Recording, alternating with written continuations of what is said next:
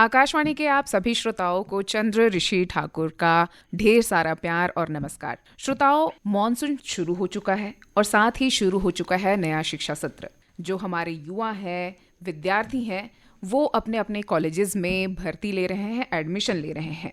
तो आज हम एक ऐसे ही विषय के बारे में, एक ऐसे ही संस्थान के बारे में आप लोगों को जानकारी देंगे कि आप उस संस्थान में किस तरह से एडमिशन ले सकते हैं और किस तरह उस संस्थान को चुनकर आप आगे अपना भविष्य बना सकते हैं। आज हमारे साथ स्टूडियो में मौजूद हैं सतीश कुमार ठाकुर जी। आप छत्तीसगढ़ प्रौद्योगिकी संस्थान जगदलपुर में सहायक प्राध्यापक के पद पर कार्यरत है और आज हम उनसे जानेंगे कि इस संस्थान में किस तरह से आप एडमिशन ले सकते हैं, किस तरह से आप वहाँ की जो फैसिलिटीज है उनका लाभ उठा सकते हैं। और चूंकि आप सभी जान रहे हैं कि ये संस्थान बस्तर संभाग में अपनी तरह का इकलौता संस्थान है, आइए हम जानते हैं उसके बारे में और स्वागत करते हैं सतीश कुमार ठाकुर जी का। आपका स्वागत है सर आकाशवाणी के स्टूडियो में। बहुत बहुत धन्यवाद मैम जी। तो क्योंकि आप एक संस्था को यहाँ पे रिप्रेजेंट कर रहे हैं, छत्तीसगढ़ प्रौद्योगिकी संस्थान जगदलपुर को, जिसे पहले छत्तीसगढ़ गवर्नमेंट इंजीनियरिंग कॉलेज कहा जाता था और CGIT अभी कहा जाता है। तो हमारे बहुत सारे युवा ऐसे हैं जो इंजीनियरिंग के क्षेत्र में अपना भविष्य बनाना चाहते हैं और साथ ही इस संस्थान में एडमिशन भी लेना चाहते हैं। लेकिन ये सारी जानकारी लेने से पहले हम थोड़ी सी जानकारी इस संस्था के बारे में भी लेना चाहेंगे। आप थोड़ा सा इसका इतिहास बता दें या फिर अभी की रूपरेखा आप हमारे श्रोताओं को बताएं। जरूर। ये आपने बहुत ही अच्छा प्रश्न पूछा कि जिस संस्थान में हम प्रवेश लेना चाहते हैं उसके बारे में भी हमें थोड़ा सा जानकारी मिलना चाहिए। जो हमारा अभी छत्तीसगढ़ प्रौद्योगिकी संस्थान है, जिसको हम लोग Chhattisgarh institute of technology CGIT Jagdalpur बोलते हैं इंग्लिश में, इसका पुराना नाम झाड़ा सिरहा शासकीय इंजीनियरिंग महाविद्यालय जगदलपुर था और पिछले साल ही 2025-26 सत्र के समय में ही इसका नाम अपडेट करके CGIT किया गया है। तो वो इसीलिए बताना जरूरी है क्योंकि पिछले साल एडमिशन में कुछ छात्राओं को कन्फ्यूजन हो रहा था कि सर ये छत्तीसगढ़ इंस्टीट्यूट ऑफ टेक्नोलॉजी हमारा गवर्नमेंट इंजीनियरिंग कॉलेज ही है ना, ऐसा करके। तो इसलिए हमको इसको क्लेरिफाई करना जरूरी है कि हाँ बिल्कुल ये गवर्नमेंट इंजीनियरिंग कॉलेज ही है, बस नाम अपडेट किया गया है। सतीश जी, आपने बताया कि अब जो संस्थानें हैं, जैसे आपकी इंजीनियरिंग कॉलेज जो है वो भी CGIT में बदल गया है। तो CGIT सिर्फ आपकी ही संस्था है या फिर और ऐसी अन्य संस्थाएं छत्तीसगढ़ में खुली हैं? कितनी संस्थाएं, आप उनके बारे में भी थोड़ी जानकारी हमारे श्रोताओं को दें। जी, ये हमारे छत्तीसगढ़ सरकार की एक बहुत ही महत्वपूर्ण पहल था। तो उन्होंने 2024-25 के बजट में इसके बारे में प्रपोजल दिया था और उसी के तहत 2025-26 में पिछले सत्र में 4 संस्थानों को CGIT किया गया है, जिसमें एक हमारा गवर्नमेंट इंजीनियरिंग कॉलेज जगदलपुर है और उसके साथ साथ 3 पॉलिटेक्निक कॉलेज थे जो कबीरधाम, जसपुर और रायगढ़ थे, उनको भी CGIT किया गया है। तो इस प्रकार पिछले सत्र में 4 CGIT संस्थान ओपन हुए थे और अभी इस सत्र में फिर से 2 नए जो हमारे गवर्नमेंट इंजीनियरिंग कॉलेज रायपुर और गवर्नमेंट इंजीनियरिंग कॉलेज बिलासपुर थे, उनको भी अपडेट करके CGIT रायपुर और CGIT बिलासपुर किया गया है। तो इस प्रकार इस सत्र में 2026-27 के लिए टोटल छत्तीसगढ़ सरकार की तरफ से 6 संस्थान हैं जो CGIT की तरह एडमिशन जहाँ पे बच्चे ले पाएंगे। और छत्तीसगढ़ सरकार में इस प्रकार तकनीकी संस्था में अगर हम देखें तो 6 सरकारी CGIT कॉलेज और टोटल जैसे 20 लगभग प्राइवेट इंजीनियरिंग कॉलेज हैं, तो लगभग 11,528 बीटेक की सीटें होंगी। और उसी प्रकार लगभग 35 गवर्नमेंट पॉलिटेक्निक कॉलेज हैं और अदर कॉलेजेस भी हैं जो उनको मिला के 8,400 डिप्लोमा की सीटें होंगी। तो तकनीकी संस्थानों में मोटा मोटा इतनी प्रकार की सीटें जो है इस सत्र के लिए अवेलेबल रहेंगी। जी। उसके पीछे भी सरकार का एक तर्क है। सरकार भविष्य में इसको और अपडेट करना चाहती है। जिस प्रकार हमारे राष्ट्रीय स्तर पर महत्वपूर्ण संस्थान है जैसे NIT, IIT, उसी प्रकार छत्तीसगढ़ सरकार अपने स्टेट के लिए CGIT बना रही है ताकि हम उन लेवल को मैच कर सके। तो उसकी तर्ज पर CGIT को बना रहे हैं, तो क्या क्या बदलाव किए गए हैं? मुख्यतः 2 बदलाव किए जा रहे हैं। सबसे पहले तो जो हमारे ब्रांच हैं उनको अपडेट किया जा रहा है क्योंकि अभी जो हम ब्रांच पढ़ रहे हैं वो कई सालों से पढ़ रहे हैं, उसमें पाठ्यक्रम जो है बीटेक का जो चल रहा है, बट अभी नए इमर्जिंग फील्ड्स आ चुके हैं। जैसे आपने बहुत सुना होगा नाम artificial intelligence and machine learning, तो वो पिछले सत्र से हमारे इस संस्था में जोड़ा गया है और उसके साथ ही साथ रोबोटिक्स एंड आर्टिफिशियल इंटेलिजेंस भी जोड़ा गया है। तो इस प्रकार 2 नए ब्रांचेस भी इस संस्थान में जोड़े गए हैं। तो ये जो नए ब्रांचेस जोड़े गए हैं उनमें विद्यार्थियों की रुचि किस प्रकार की है? हाँ, यही महत्वपूर्ण है मैडम, क्योंकि पिछले साल ही एडमिशन शुरू हुआ है और वो हमारी सीट तुरंत ही फुल हो गई थी। मतलब बहुत अच्छा रिस्पांस मिल रहा है क्योंकि पहली बात तो ये बस्तर का एकमात्र शासकीय इंजीनियरिंग कॉलेज है और दूसरा ये ब्रांचेस भी पूरे छत्तीसगढ़ में 1-2 जगह ही अवेलेबल हो पाए, चाहे वो गवर्नमेंट हो या प्राइवेट हो। तो इसलिए छत्तीसगढ़ के पॉइंट ऑफ व्यू से और स्पेशली बस्तर के पॉइंट ऑफ व्यू से तो ये बहुत ही बड़ा उपलब्धि है कि ये ब्रांचेस हमको बस्तर में ही मिल पा रहे हैं। जी, जैसे कि आपने बताया कि कि रोबोटिक्स, मशीन लर्निंग और एआई के ब्रांचेस आपकी संस्था में नए जुड़े हैं, तो ये जो ब्रांचेस है उसके लिए हमें हाई टेक्नोलॉजी भी चाहिए रोबोटिक्स के लिए। जरूर, जरूर। और इसके साथ साथ ऐसे प्राध्यापक भी हमें चाहिए जिनको इनके बारे में जानकारी हो, मतलब फैकल्टी अच्छी होनी चाहिए। तो क्या इस तरह की सुविधाएं अभी CGIT में उपलब्ध हैं? मैम, ये चूंकि अभी रिसेंट ही ओपन हो पाया है तो अभी इसमें कार्य किया जा रहा है। अभी नए बिल्डिंग्स भी बनेंगे, साथ ही साथ नई भर्ती भी होगी, और जो पुराने फैकल्टी हैं वो भी काफ़ी नॉलेजेबल हैं। कुछ फैकल्टी ने already QIP PG certification program जैसे भी प्रोग्राम अटेंड किए हैं कि वो नए टेक्नोलॉजी सीख सके, और हमको लगातार फैकल्टी डेवलपमेंट प्रोग्राम के माध्यम से भी नए नए इमर्जिंग ट्रेंड से अपडेट करना होता है। तो जो अभी अवेलेबल फैकल्टी हैं वो भी अपने आप में पर्याप्त हैं, वो उनको बेहतर तरीके से पढ़ा सकते हैं, और साथ ही साथ सरकार भी नई भर्ती करने वाली है जिसके लिए भी हम पूरी तरीके से तैयार हैं। जी, जैसे कि अभी एडमिशन का प्रोसीजर चल रहा है सभी जगह, सभी कॉलेजेस में, चाहे स्कूल्स में भर्तियां हो रही हैं। तो जब भी ऐसी भर्तियों की बात होती है तो पेरेंट्स को बहुत सारे डाउट्स रहते हैं उनके मन में कि काउंसलिंग की प्रक्रिया क्या होगी, या फिर कहें एडमिशन की प्रक्रिया क्या होगी। तो क्या आप अपनी संस्था में एडमिशन का और काउंसलिंग का प्रोसीजर बता सकते हैं कि किस तरह से होता है? ज़रूर, ज़रूर। काउंसलिंग जानने के पहले जैसे आपने कहा था कि इस संस्था का बेसिक हिस्ट्री कैसा है, तो वो उसके बारे में भी मैं आपको बता देता हूँ। ये संस्थान पिछले 44 साल से बस्तर में अपनी सेवाएं दे रही है, और इसकी स्थापना 1 मार्च 1983 को सिर्फ सिविल ब्रांच के 20 सीट के साथ शुरू हुई थी, जो अगले साल 1984 में बढ़ के उसमें मैकेनिकल ब्रांच ऐड हुआ 30 सीट के साथ। फिर 2000 में इलेक्ट्रॉनिक्स एंड टेलीकम्युनिकेशन और इंफॉर्मेशन टेक्नोलॉजी ब्रांच ऐड हुआ 30 सीट के साथ। फिर 2005 में इलेक्ट्रिकल ब्रांच ऐड हुआ 30 सीट के साथ, और 2010 में फिर माइनिंग ब्रांच ऐड हुआ 60 सीट के साथ, और सिविल और इलेक्ट्रॉनिक्स के 30 सीट को अपडेट करके 60-60 सीट कर दिया गया। ये 2010 से लेके अभी 2025-26 तक हमारे पास 6 UG प्रोग्राम चल रहे थे। अभी की डेट में करंट में जैसे मैंने बताया कि 2 नए ब्रांचेस और ऐड हुए हैं, तो वो 2 नए ब्रांचेस में से एक ब्रांच है artificial intelligence and machine learning 60 seat के साथ, और robotics and artificial intelligence 60 seat के साथ। तो अभी की डेट में हमारी संस्थान में 8 UG प्रोग्राम चलते हैं, और 2 PG प्रोग्राम भी चलते हैं, मतलब M.Tech के लिए। ये UG प्रोग्राम B.Tech का था, और 2 PG प्रोग्राम M.Tech का है। उसमें एक स्ट्रक्चरल इंजीनियरिंग है जो सिविल ब्रांच में चलता है, और थर्मल इंजीनियरिंग में है जो मैकेनिकल ब्रांच में चलता है। ये दोनों PG के सीट में 18-18 सीट होती हैं PG के कोर्स में।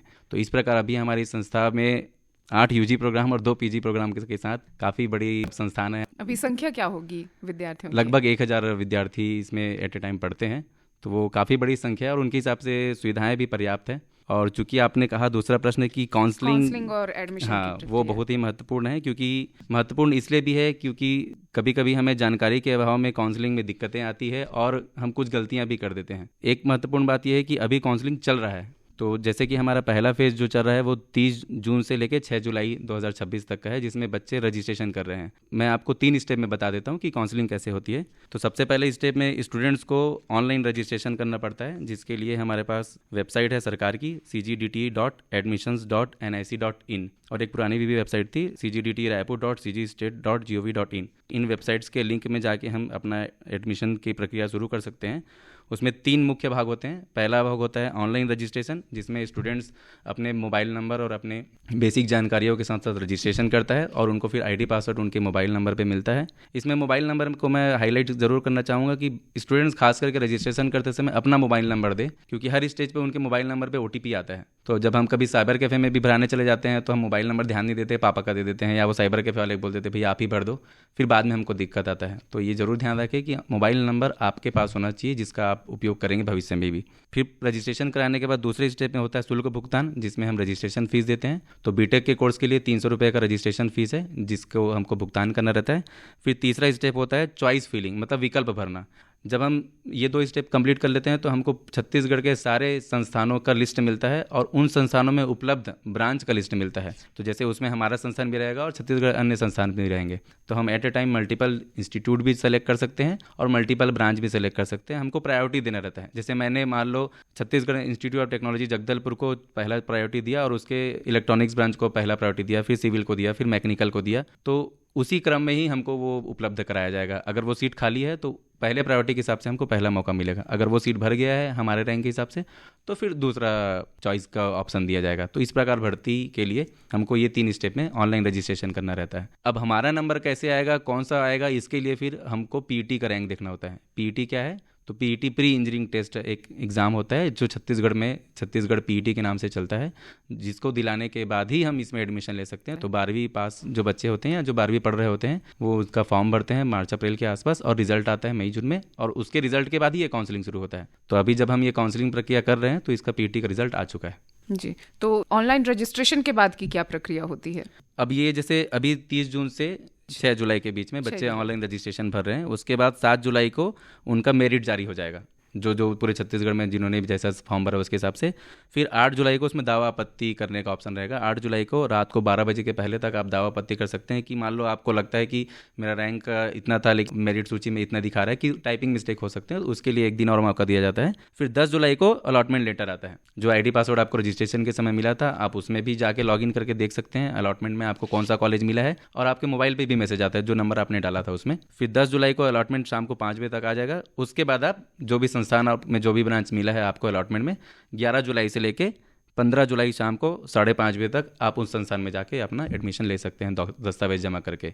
तो ये हमारा फेज़ 1 होगा, और जब 15 जुलाई 5:30 बजे फेज़ 1 कंप्लीट हो जाएगा तो फिर 17 जुलाई से 21 जुलाई तक फेज़ 2 शुरू होगा, जो सीटें रिक्त रह गई है उनके लिए जी। और इसके बाद फिर एडमिशन की प्रोसीजर शुरू होगा। जिनको जो कॉलेजेस अलॉट हुए हैं, मिले हैं जी, वो उन कॉलेजेस में जाके फिर भर्ती प्रक्रिया प्रारंभ कर सकते जी। हैं। 10 जुलाई को उनका अलॉटमेंट लेटर में पता चल जाएगा कि हमको कौन सा कॉलेज का कौन सा ब्रांच मिला है, तो वो 11 जुलाई से 15 जुलाई तक उस संस्थान में जाएंगे। जो भी डॉक्यूमेंट्स उन्हें रजिस्ट्रेशन के समय लिखे थे उन सब का ओरिजिनल और एक फोटोकॉपी उनको लेके जाना होगा, तो वो वहाँ पे वेरीफाई होगा डॉक्यूमेंट में फिर से एक बार पुनः, और उसके बाद वो एडमिशन ले पाएंगे उसी समय ही। वैसे क्या आप हमें दस्तावेज का लिस्ट बता सकते हैं कि कौन-कौन से दस्तावेजों की आवश्यकता होती है? जी, ये बहुत ही इंपॉर्टेंट है, क्योंकि हमने हमेशा देखा है कि कुछ बच्चे ऐसे होते हैं जिनके पास कुछ डॉक्यूमेंट कम रहते हैं तो फिर उनको दिक्कत होता है।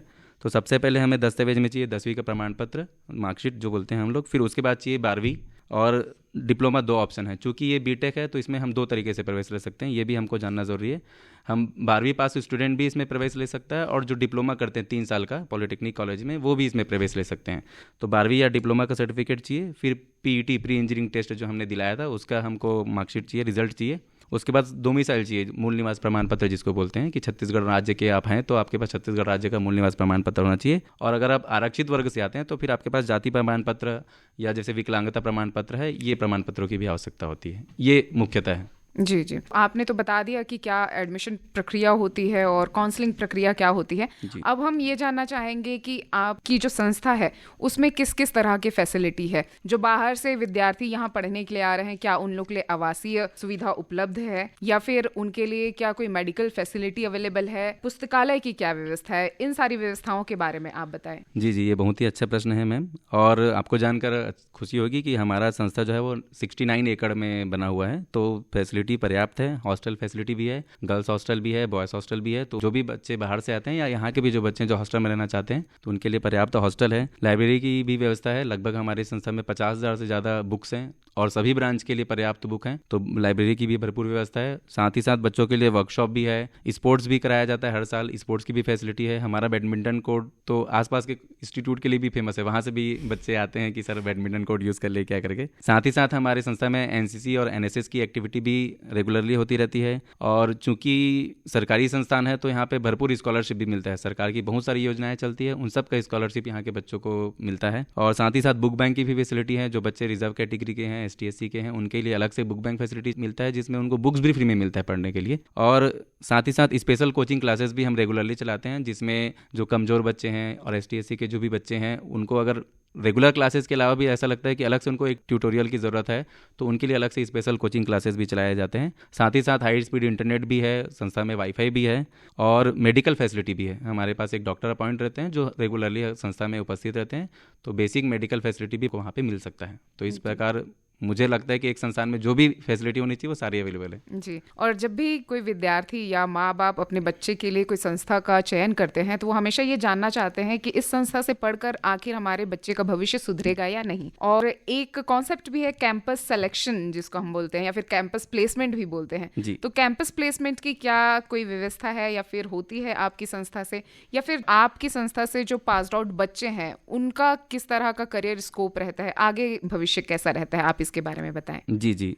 कैंपस प्लेसमेंट वाकई में कोई भी कोर्स हो उसके लिए एक बहुत ही महत्वपूर्ण होता है। तो चूंकि हमारा कोर्स बीटेक का है तो हमारी संस्था में भी अलग से एक टीपीओ अधिकारी होता है जिसको ट्रेनिंग एंड प्लेसमेंट ऑफिसर बोलते हैं। तो हमारी संस्था में एक टीपीओ सेल है, उसके लिए एक प्रॉपर टीपीओ कमेटी है जो उनको हर ब्रांच से एक फैकल्टी को उसमें अपॉइंट किया जाता है जो अपने अपने ब्रांच के बच्चों को बेसिक सारी जानकारियाँ देते हैं। तो चूँकि गवर्नमेंट इंस्टीट्यूशन है तो हमको राज्य स्तर पर भी प्लेसमेंट का मौका मिलता है, जो डायरेक्टरेट से हमको निर्देश मिलते हैं, वो भी जो कुछ हमारी इंडस्ट्री से एमओयू है उनका भी प्लेसमेंट होता है। साथ ही साथ कहीं प्राइवेट इंस्टीट्यूशन में भी अगर कहीं पे प्लेसमेंट होता है तो हमें उसकी भी जानकारी मिलती है, तो हम अपने बच्चों को उसके बारे में भी बताते हैं। तो प्लेसमेंट की भी सारी व्यवस्था ध्यान में दी गई है और हमारे बहुत सारे बच्चे ना केवल तकनीकी क्षेत्र में बल्कि नॉन टेक्निकल फील्ड में भी वो बहुत आगे हैं। जैसे 2 साल पहले CGPSC 2024 में जो फर्स्ट रैंक थे देवेश साहू मैकेनिकल के थे हमारे, वो डिप्टी कलेक्टर बने हैं। उसके पहले जो हमारे एक दास सर हैं जो बहुत ही सीनियर है, जो बहुत ही शुरू के पास आउट हैं, वो इंडियन आर्मी में ब्रिगेडियर भी बने थे। और बाकी हर साल जैसे जूनियर इंजीनियर का पोस्ट आता है, असिस्टेंट इंजीनियर का पोस्ट आता है, तो ऐसे कोई भी पोस्ट जिसमें जूनियर इंजीनियर असिस्टेंट इंजीनियर हो तो हमारे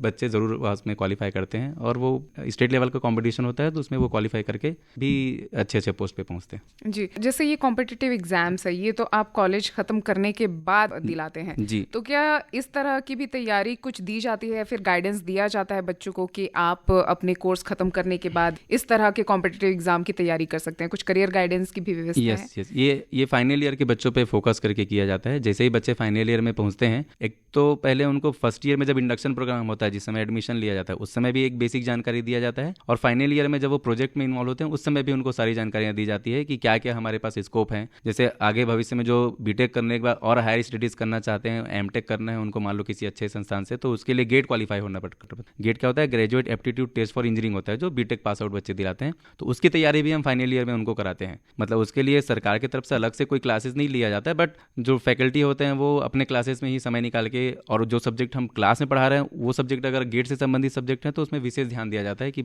इस सब्जेक्ट से हम गेट की भी तैयारी कर सकते हैं। और साथ ही साथ हम उनको मटेरियल भी प्रोवाइड करते हैं जो हमारे पास पहले से अवेलेबल है। तो हम कोशिश ये करते हैं कि फाइनल ईयर के बच्चे ना केवल बीटेक फाइनल ईयर का काम करें, साथ ही साथ वो आगे हायर स्टडीज़ के लिए, और गेट से दोनों फ़ायदा है, हायर स्टडीज़ में भी गेट के रैंक से एडमिशन होता है, साथ ही साथ जो बहुत सारे PSU हैं, पब्लिक सेक्टर अंडरटेकिंग कंपनी, वहाँ पे भी गेट के रैंक से डायरेक्ट जॉब लगता है। तो हम ये ही कोशिश करते हैं कि बीटेक के फाइनल ईयर के बच्चे गेट का भी तैयारी साथ में करें, तो इससे उनका दोनों तैयारी हो जाता है, बीटेक का भी कंप्लीट हो जाता है और वो MTech plus public sector companies के लिए जॉब के लिए भी एलिजिबल हो जाते हैं। जी जी, आपने बताया था कि आपकी संस्था में एमटेक के भी कोर्सेज चलते हैं। जी। तो उसकी जो एडमिशन प्रक्रिया है, पहले गेट का एग्जाम आपको देना है, फिर उसमें जो रैंकिंग आएगी उसके हिसाब से आपकी काउंसलिंग होगी जी। और जो भी ब्रांच आपके कॉलेज में अवेलेबल है वो उन्हें मिलेंगे, तब जाके उनका एडमिशन यहाँ पे होगा। तो आप ये बताएं कि एमटेक की जो पढ़ाई है वो यहाँ पे हो रही है, तो एमटेक के बाद उनका क्या भविष्य है? देखो, एमटेक के मेन 2 फ़ायदे हैं। एक तो ये हायर स्टडीज़ में काउंट होता है, तो आप मास्टर्स कंप्लीट कर लेते हैं, मास्टर्स कंप्लीट कर सकते हैं तो आप भविष्य में प्रोफेसर जैसे आपको बनना है, जैसे अभी हम जिस पोस्ट पे रहते हैं असिस्टेंट प्रोफेसर हो गए, इन सब पोस्ट के लिए भी मास्टर्स कंपलसरी है। तो आप एमटेक कंप्लीट करके असिस्टेंट प्रोफेसर जैसे पोस्ट के लिए भी एलिजिबल होते हैं। साथ ही साथ अगर आपको रिसर्च करना है या आपको PhD करना है तो आप उधर भी जा सकते हैं। तो अभी हमारे संस्थान में 2 एमटेक के कोर्स चलते हैं, एक सिविल ब्रांच में स्ट्रक्चरल इंजीनियरिंग और थर्मल इंजीनियरिंग मैकेनिकल ब्रांच में। तो इन 2 ब्रांच से जो एमटेक करते हैं वो आगे इन 2 ब्रांचेस के बाद जो भी इनके फील्ड से रिलेटेड है उसमें PhD भी कर सकते हैं, रिसर्च भी कर सकते हैं। और साथ ही साथ कुछ पोस्ट ऐसे होते हैं जिसमें मास्टर्स अनिवार्य होता है तो वो इसमें भी एलिजिबल हो जाते हैं। जी, तो क्या इनकी भी अभी काउंसलिंग या एडमिशन प्रक्रिया चल रही है? जी, इनकी भी साथ में चल रही है। अभी छत्तीसगढ़ में तकनीकी संस्थान में सभी जगह पे एडमिशन चालू हो गया है, जिसकी जानकारी वो मैंने जो पहले में बताया था cgdt.admission.nic.in में वो उनको सारी जानकारियाँ मिल जाएंगी। तो वो अभी at a time diploma courses, BTech courses, MTech courses सभी के एडमिशन प्रक्रिया चल रही है। जी सतीश जी, आपने तो बहुत सारी जानकारी दी है और मेरे ख्याल से जो श्रोता आपको सुन रहे हैं उनको इन जानकारी से फ़ायदा ज़रूर मिलेगा। लेकिन फिर भी कोई बात अगर छूट गई हो और आप हमारे श्रोताओं से साझा करना चाह रहे हो तो बताएं। जी मैडम, इसमें हमको एक चीज़ और ध्यान देना है। जो बीटेक में एडमिशन होता है उसमें 2 क्वालिफिकेशन चाहिए। एक तो 12वीं पास जो बच्चे होते हैं वो फर्स्ट ईयर से एडमिशन लेते हैं, साथ ही साथ जो डिप्लोमा 3 साल का कर्ज के आए हैं उनको लेटरल एंट्री के माध्यम से डायरेक्ट सेकंड ईयर में एडमिशन मिलता है। तो ये बात सबको जानना ज़रूरी है कि डिप्लोमा पास आउट जो है वो डायरेक्ट सेकंड ईयर में एडमिशन आ सकते हैं, तो उनका जो बीटेक है वो 4 साल की जगह 3 साल का हो जाता है। और जो 12वीं पास से जो फर्स्ट ईयर में आ रहे हैं उनके लिए 45% मिनिमम क्राइटेरिया है कि वो 12th में कम से कम 45% हो, और अगर वो रिजर्व कैटेगरी से हैं, ST SC OBC से हैं, तो उनको 40% मिनिमम उनका होना ज़रूरी है। तो ये जो 2-3 बातें बेसिक हैं जो पता होनी चाहिए। और साथ ही साथ इसमें एडमिशन के लिए प्री इंजीनियरिंग टेस्ट तो चाहिए ही चाहिए। उसके साथ साथ जो दूसरे राज्य से अगर कोई एडमिशन लेना चाहता है तो JEE जो होता है हमारा joint entrance examination, JEE mains, उसके रैंक से भी संस्था में प्रवेश मिलता है। बट पहले प्रायोरिटी PUT वालों को दिया जाता है, फिर JEE वालों को भी मौका मिलता है। तो दोनों तरीके से यहाँ पे एडमिशन हो सकता है। जी, तो सतीश जी, आपने अपना समय दिया और हमारे श्रोताओं से बातचीत की और इतनी महत्वपूर्ण जानकारियाँ आपने साझा की, इसके लिए आपका बहुत बहुत धन्यवाद। बहुत बहुत धन्यवाद मैम।